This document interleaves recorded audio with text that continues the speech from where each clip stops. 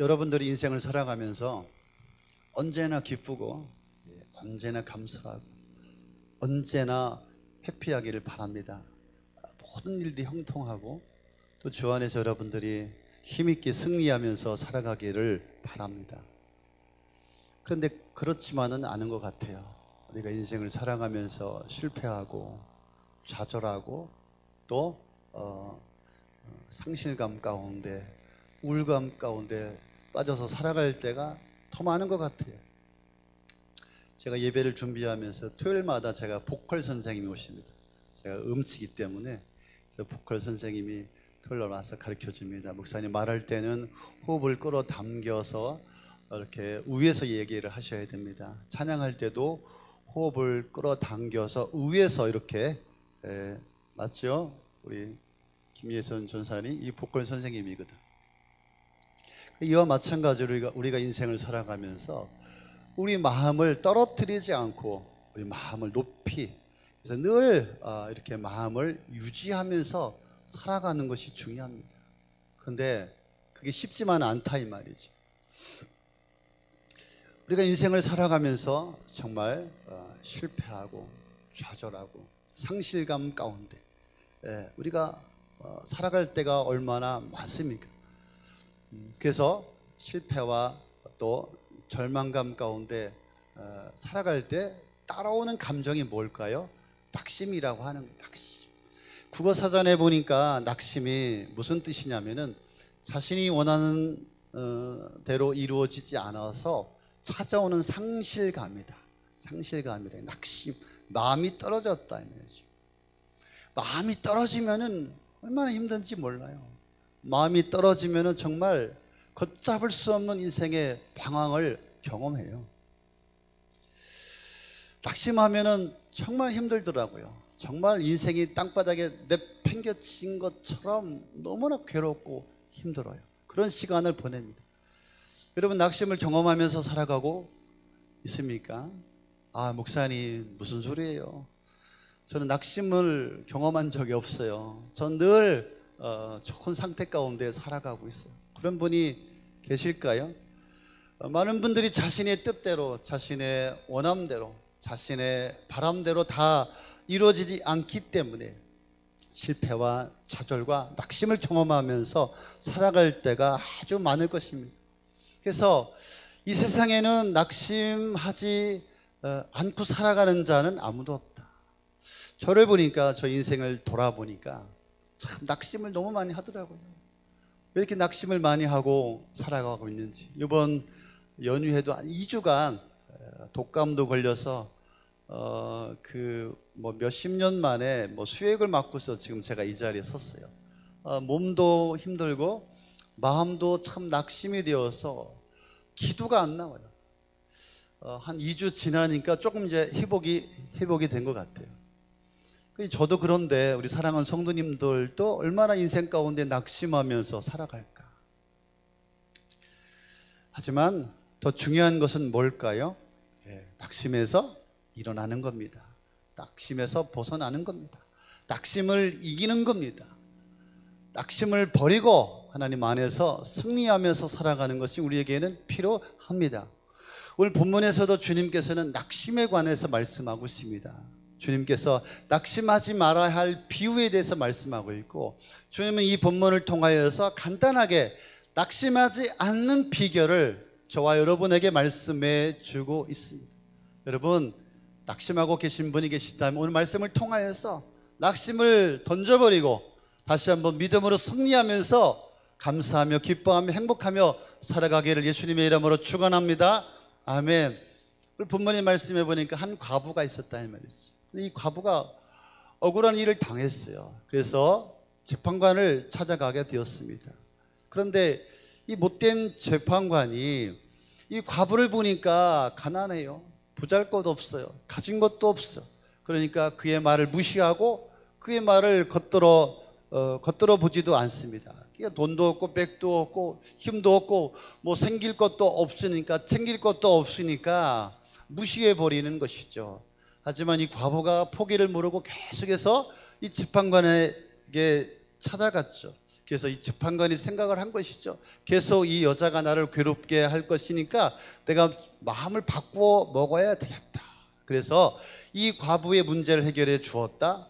이 과부의 낙심의 문제를 해결해 주었다라고 하는 내용입니다. 주님은 이 비유를 통해서 저 여러분에게 낙심을 이기는 비결이 있다. 여러분 발견하셨습니까? 찾으셨습니까? 여러분 실패와 좌절, 낙심의 자리에서 이 본문의 말씀을 통하여서 다시 한번 일어나는 비결을 배울 수 있기를 바랍니다. 그런데 여러분 무엇 때문에 낙심합니까? 무엇 때문에 여러분들 실망합니까? 대부분은 내 인생의 문제가 해결되지 않기 때문에 우리는 낙심하게 됩니다. 내가 원하는 것, 바라는 것, 기대하는 것, 우리의 소원대로 문제가 해결되지 않기 때문에 생기는 낙심이라고 하는 것이죠. 나는 도대체 왜 이럴까? 나 왜 이렇게 안 되지? 도대체 나는 뭐 되는 게 없어. 도대체 이 모양이야. 내 인생은 왜 이 모양이야? 그래서 낙심하게 되는 거예요. 여러분이 여러분의 소원대로 바라는 대로 여러분 기대하는 대로 다 이루어진다면 누가 낙심하겠어요?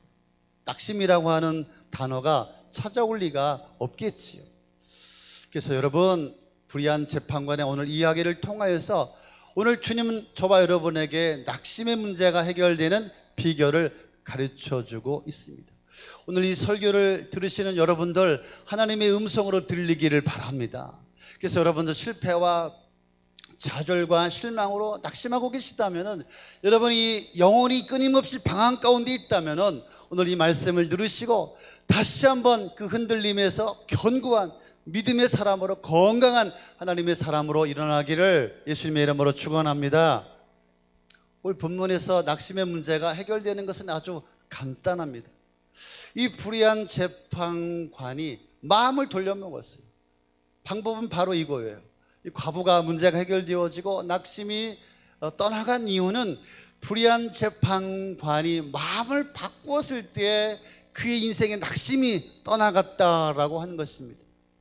여러분 문제를 이기고 또 낙심하지 않는 비결은 우리가 주 예수 그리스도 앞에 나가는 거예요.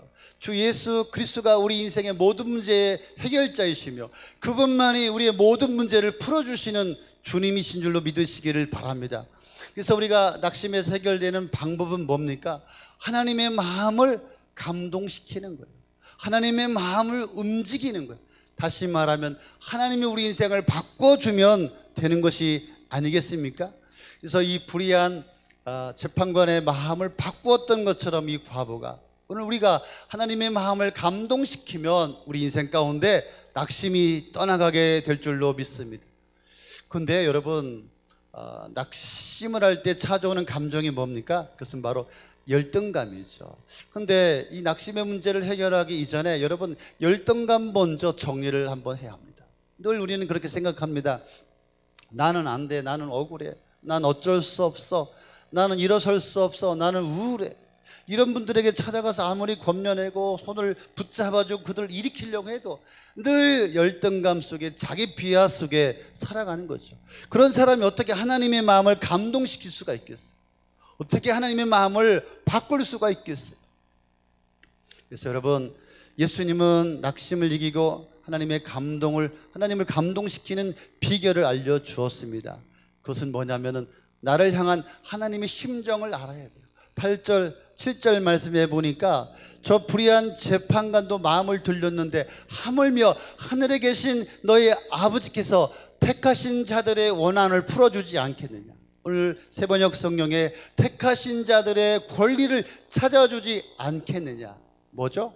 하나님께서 택하신 자들, 하나님께서 나를 귀히 여겨주신다고 하는 이런 믿음, 이것이 있어야 우리 가운데 은혜가 부어지게 되는 것입니다. 그런데 자꾸만 열등감을 가지고 살아가는 거야. 나는 안 돼, 난 할 수 없어, 하나님께서 나에게 관심을 갖고 계실까? 난 어쩔 수 없지, 하나님께서 내 기도를 들으실까? 내 기도에 귀를 막고 계신가 봐, 안 들으시는가 봐, 나는 안 돼, 나는 그냥 이렇게 살아야 돼. 열등감을 가지고 계시다면 하나님의 마음을 감동시킬 수가 없습니다. 하나님은 택하신 자들의 아버지가 되심을 믿으시기를 바랍니다. 내가 낙심하지 말아야 될 것은 내가 바로 하나님의 택한 자녀이다. 난 택한 하나님의 백성이다라고 하는 그런 믿음이 있어야 합니다. 할렐루야. 따라서 한번 하겠습니다. 나는 하나님의 택한 자이다. 나는 하나님의 특별한 자이다. 네, 나는 하나님의 사랑받는 자이다. 할렐루야. 1번인데 1번. 이거 하나만 붙들어도 그렇구나. 나는 택한 자녀이구나. 택한 백성이구나. 할렐루야.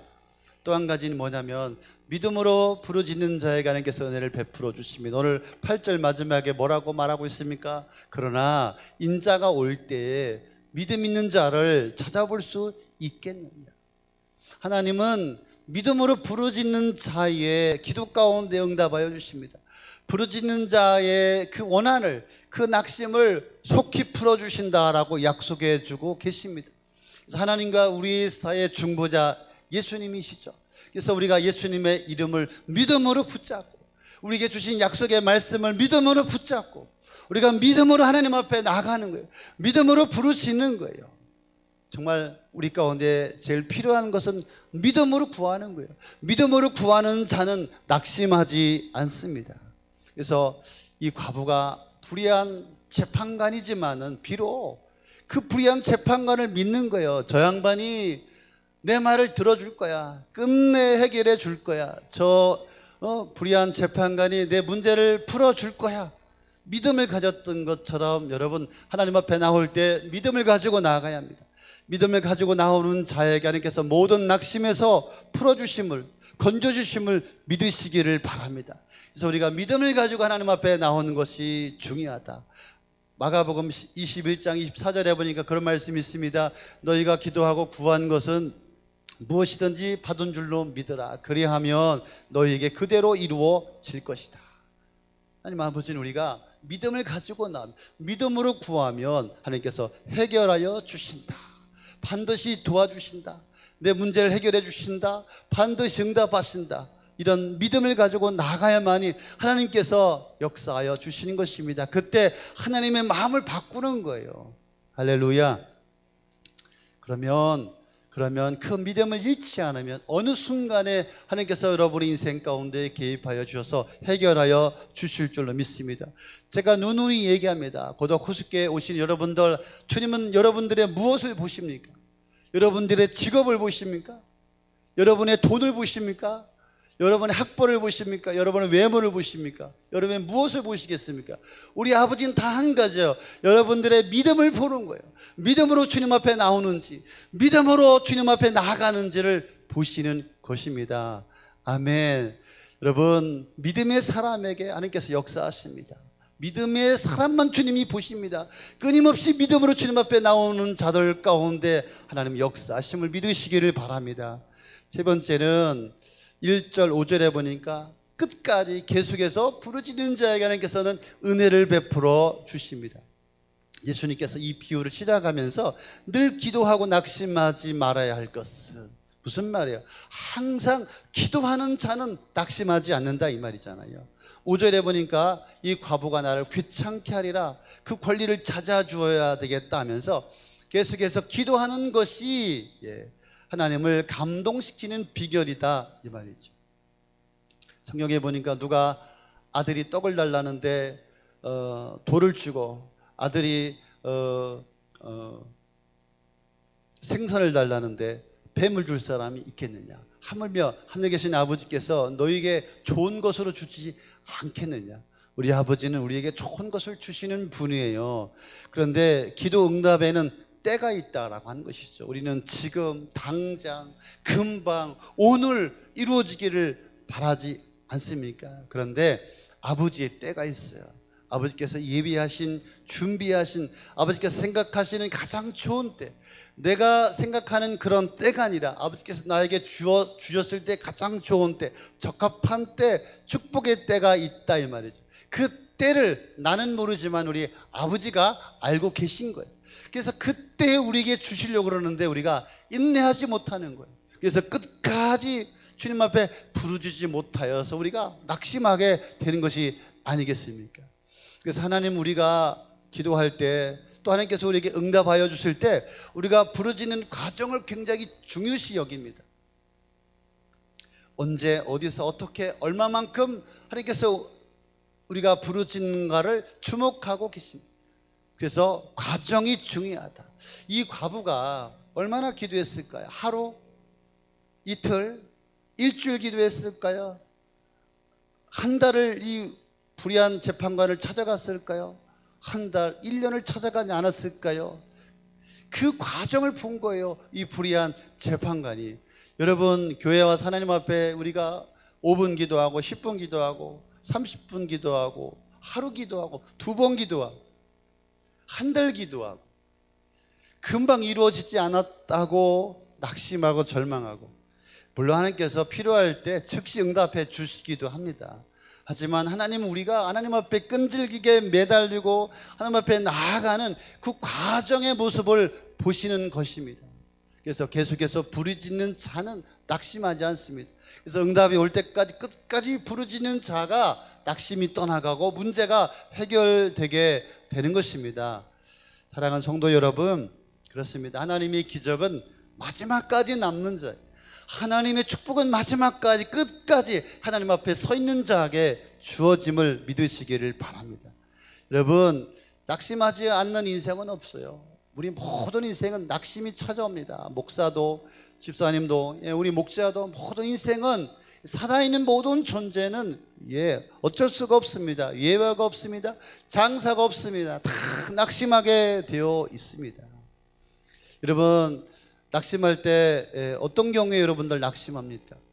기도가 잘 응답이 안 됐을 때, 또 하나님 앞에 열심히 헌신했는데 결과가 나타나지 않았을 때, 또 믿음으로 하나님 앞에 연부했는데 물질에 또 재정에 또 문제가 풀어지지 않고 계속해서 어려움을 당할 때 여러분 낙심하지 않습니까? 아니면 또 시간을 쪼개서 충성하고 헌신하고 봉사했는데 내 원하는 만큼 나 인생에 나아짐이 없을 때 우리는 낙심합니다. 누가 낙심합니까, 여러분들?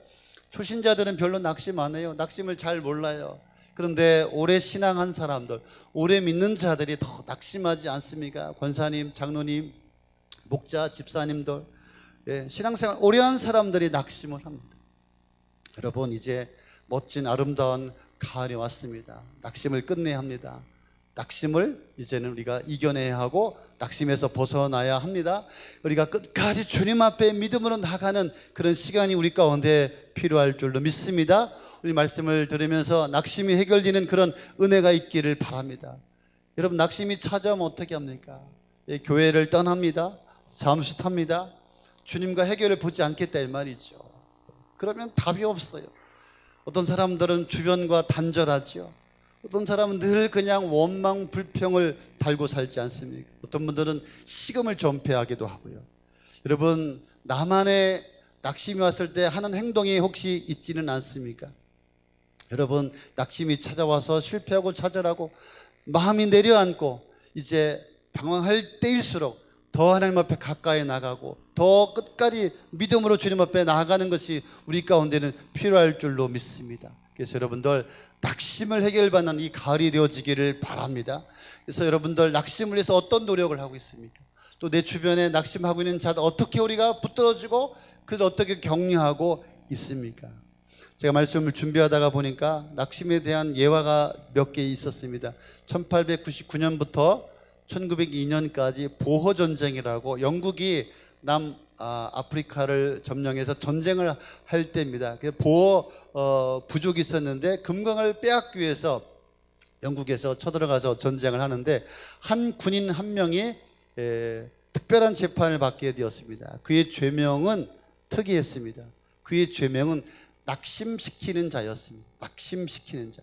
그는 군인들 사이에 돌아다니면서 우리는 이길 수 없어. 우리는 무기는 형편해. 우리는 빨리 항복해야 돼. 우리 다 죽을 거야. 우리는 패할 거야. 그래서 재판에 희부가 되었습니다. 이 말을 들은 많은 사람들이 낙심하는, 그렇지, 빨리 도망가야지, 살 길을 찾아야지, 전쟁에 포기했다 이 말이죠. 여러분, 우리가 인생을 살면서 나만 낙심하면 되는데 내 주변의 사람들을 나를 통하여 낙심시키는 것이죠. 우리 남편이 낙심하면요, 아내도 낙심하고요, 아이들도 낙심할 겁니다. 또 회사에서 상사가 낙심하면 그 밑에 부하 직원들도 낙심하지 않겠습니까? 회사 대표가 맨날 코 빠져가지고 낙심하면서 살아가면 그 직원들이 일할 맛이 힘이 나겠습니까? 이 담임 목사가 맨날 낙심해가지고서 맨날 다 아프다 그러고, 죄송합니다, 맨날 빌빌대고 낙심하면은 이 성도들이 힘이 나겠습니까? 목자가, 집사가 맨날 낙심해가지고서 힘들다 어렵다 그러면 되겠습니까? 여러분, 우리가 이겨내야 합니다. 낙심은 찾아오지만 낙심에서 벗어나야 합니다. 여러분의 가정도, 여러분의 회사도, 우리 교회도 이 낙심에서 우리가 벗어나야 하고 낙심을 이겨내야 합니다. 코끼리를 낙심시키는 법. 이 어마어마한 덩치 큰 이 코끼리, 열흘이면 코끼리가 낙심을 한다고 합니다. 야생 코끼리를 잡아다가 우리에 가두고 벵갈나무에다가 붙잡아서 열흘 동안 붙들어 놓으면은 이 열흘 동안 온갖 힘을 다 쓰다가 이 코끼리가 낙심을 하게 된다고 합니다. 더 이상 벗어날 수 없구나, 내 힘으로 내 노력으로는 더 이상 벗어날 수 없구나. 그래서 이 덩치 큰 코끼리도 낙심을 하게 되는 거예요. 여러분, 낙심이라고 하는 것이 얼마나 무서운 거예요. 이렇게 덩치 큰 코끼리도요, 힘을 못 쓰고 쓰러지는 것이 아니겠습니까? 여러분, 낙심하면 아무것도 할 수가 없어요. 여러분, 오늘 말씀을 들으면서 혹시 여러분 가운데 좌절과 실패와 또 실망감, 상실감, 그래서 낙심 가운데 있다면 오늘 이 말씀을 통하여서 다시 한번 회복되어지길 바랍니다. 그래서 우리가 아버지의 마음을 움직여야 돼. 아버지를 감동시켜야 돼. 아버지를 바꾸어야 돼. 아버지가 일하시고 아버지께서 나의 문제를 받으시고 나를 도우시고 인도하여 주시면 나는 이 낙심에서 벗어나게 될 줄로 믿습니다. 제가 평택에서 안성을 가다 보니까 그 도로변에 우리 최영은 자매는 안성에서 왔는데 봤죠? 도로변에 크게 그렇게 써 있었어요. 우리 옛날에 불렀던 찬양이에요. 기도할 수 있는데 왜 걱정하십니까? 기도할 수 있는데 왜 염려하십니까? 그렇습니다. 우리가 기도함으로 낙심을 이길 수 있어요. 기도함으로 낙심에서 벗어날 수가 있습니다. 아멘. 하나님은 기도하는 자의 낙심의 자리에서 일으켜 주심을 믿으시기를 바랍니다. 근데 기도해도 낙심하더라고요. 기도해도 낙심을 해요. 그런데 기도하는 자는 그 기도를 통해서 낙심을 이기는 자예요. 문제가 없는 게 아니라 그 문제를 넘어서는 자가 바로 기도의 사람입니다. 여러분, 지금 어떤 시간을 보내고 어떤 시간을 지나가고 있습니까? 문제 앞에서 낙심하고 한숨 쉬고 혹시 있지는 않습니까? 우리 주님께서 여러분들을 바라보고 주목하고 계십니다. 내가 낙심의 자리에서 일어나도록 우리 주님이 우리를 응원하고 계시고 나를 지켜보고 계심을 믿으시기를 바랍니다. 그래서 낙심은 끝이 아니라 과정이다. 나만 겪는 낙심이 아니라 누구에게나 있는 낙심이다.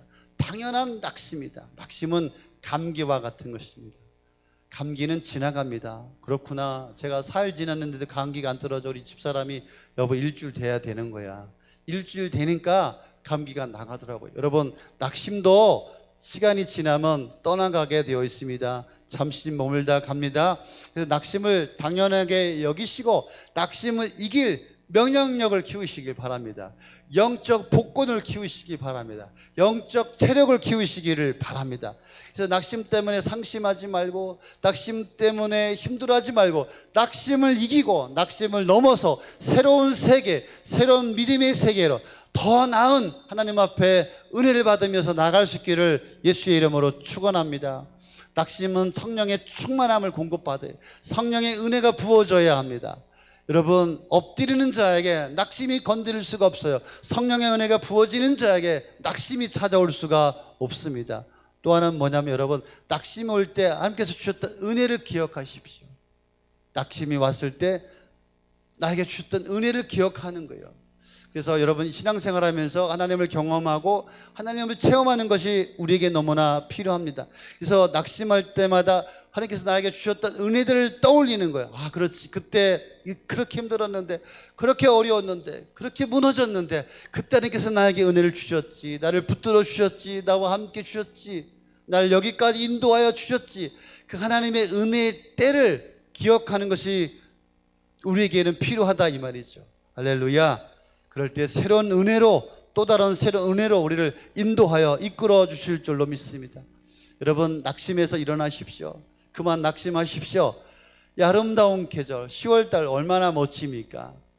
그래서 이 계절에 낙심을 이기고 정말 충만한 그런 새로운 은혜가 여러분 가운데 부어지길 바랍니다. 연휴 기간 동안에 한 2주간 기도가 안 되더라고요. 그래서 기도가 참 회복하기가 어렵다는 것을 깨닫게 되었습니다. 그래서 오늘 이 과부가 하나님 앞에 강청함으로 낙심이 떠나가고 문제가 해결되었던 것처럼 여러분 다시 한번 기도함으로 우리 가운데는 낙심이 다 물러갈 수 있기를 바랍니다. 그래서 이제 이 한 해도 3개월도 안 남았잖아요. 2달 반 정도 남았는데 세월이 얼마나 빠르게 지나가는지 모릅니다. 이 가을에 여러분 다시 한번 기도합시다. 그래서 말씀도 보시고 또 우리 함께 모여서 힘있게 기도하는 시간을 우리가 함께 할 수 있기를 바랍니다. 그래서 제가 말씀을 드린 것처럼 영적 체력, 영적 복근, 영적 근육을 다시 키워야 돼요. 여러분 여름도 지나갔고 이제 연휴도 지나갔고 이제 다시 한번 깨어나서 주님 앞에 우리가 매달리며 기도하며 주님 앞에 나가야 할 때인 줄로 믿습니다. 그래서 10월 16일 한 주간 월요일부터 금요일까지 또 그 다음 주 27일까지 이렇게 열흘 동안 우리가 함께 기도하는 시간을 갖겠습니다. 그래서 저녁 세겹줄 기도회입니다. 그래서 이렇게 열흘 동안 연속으로 기도하여서 정말 나의 인생 가운데 찾아온 그 문제, 낙심들을 해결하는, 이기는 그런 시간들로 함께 할 수 있기를 바랍니다. 하나님 앞에 나와서 기도하는 거 하나님 도와주세요. 하나님 해결해 주세요. 하나님 함께 해주세요. 하나님 은혜 베풀어 주세요. 하나님 살려주세요. 우리가 기도할 때 모든 낙심이 물러가게 될 줄로 믿습니다. 그래서 하나님의 마음을 움직이는, 하나님의 마음을 감동시키는 자가 될 수 있기를 바랍니다. 그래서 10월 16일부터 27일까지 문제와 낙심을 이기는 기적의 날로 선포하겠습니다. 그래서 목장별로 제일 많이 출석하는 목장에게는 한우 세트, 얼마나 안 나오면 이렇게 목사님이 한우 세트, 개인별로 나오면 개인별로 또 별도로 시상, 그래서 과일 선물 세트, 망고 세트를 드릴지, 뭐 샤인머스켓 천안에 제가 유명한 집이 있습니다. 여러분이 먹는 샤인머스켓하고는 뭐 전혀 다릅니다. 뭐 쓰러지는 머스켓 제가 준비하겠습니다. 여러분들 초등부 또 청소년, 우리 청년, 목장 함께 나와서 다시 한번 깨워서 그런 기도의 시간을 함께 보냈으면 좋겠습니다. 여러분 더 이상 여러분 인생을 살아가면서 실망하고 좌절하고 슬퍼하고 낙심하며 우울해하면서 살아가는 것 그만하십시오. 이제 주님 앞에서 기뻐하고 감사하고 신나고 정말 행복하고 함께 주신 그 은혜로 충만하여서 하나님 앞에 영광을 돌리고 정말 힘있게 살아갈 수 있는 여러분들 되시기를 바랍니다. 여러분이 기도하기로 마음만 정해도 우리 아버지는 준비하고 계십니다.